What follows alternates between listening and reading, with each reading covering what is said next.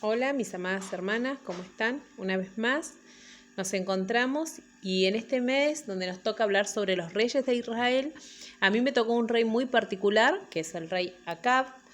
Este rey que fue conocido no justamente por haber sido un rey bueno, sino todo lo contrario, uno de los reyes más malvados que hubo en Israel, el cual llevó, dice, al pueblo a la idolatría.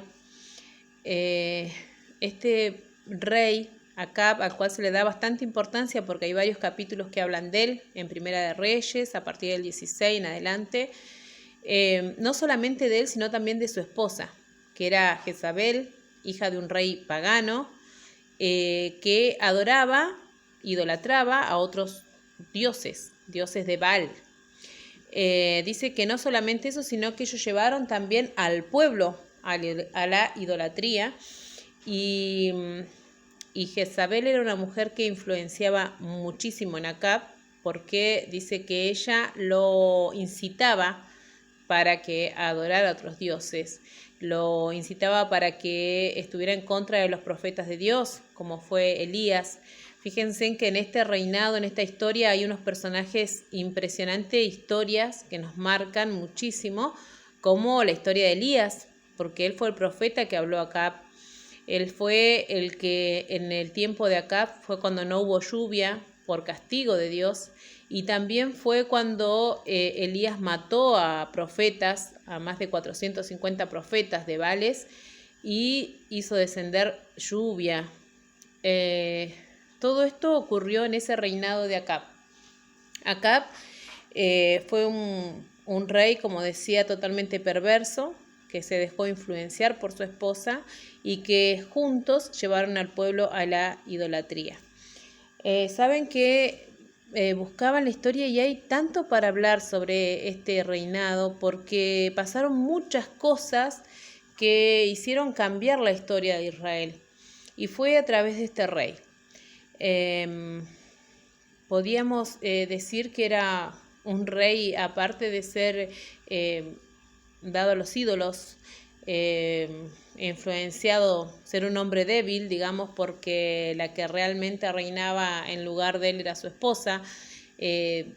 Y no solamente eso, era un rey caprichoso, se le puede decir, pero así todo, cuando él pudo tener momentos de lucidez, cuando Elías le advirtió de todo lo que Dios iba a hacer, dice que él rasgó sus vestiduras, se humilló, ayunó, se sentó sobre cilicio y rogó a Dios. Y Dios lo escuchó, y Dios tuvo misericordia de él. Y más allá de que él había sentenciado, ¿no es cierto? Dios había dicho, bueno, en este rey, la sangre que caiga de él va a ser lamida por los perros. Y aquel que mandó hacer tanto daño, ¿no? Iba a ser terminado de esta manera. Y Dios dice que tuvo misericordia cuando él se humilló y clamó y se sentó en ceniza. Y Dios es su misericordia, digamos, para nosotros es ilimitada, ¿no? Pero no podemos medirla, justamente es ilimitada, no podemos saber hasta dónde sí y hasta dónde no. Dice que él tuvo compasión de Acab y lo perdonó, lo dejó, le dijo, bueno, no va a pasar esto en tu reinado, va a ser en el de tu hijo. Resulta que Acab volvió a hacer lo malo. Tuvo envidia de una viña que había cerca de él en el palacio y caprichoso, ¿no es cierto? Él quería esa viña que era de Nabor, un hombre que no quiso vendérsela porque era heredad de su familia, y dice que Acab vino enojado, no quiso comer, ¿no es cierto? Porque quería eso. Él se había hecho un palacio de marfil. Fíjense hasta dónde él podía tener lo que quería, pero él quería eso, quería esa viña.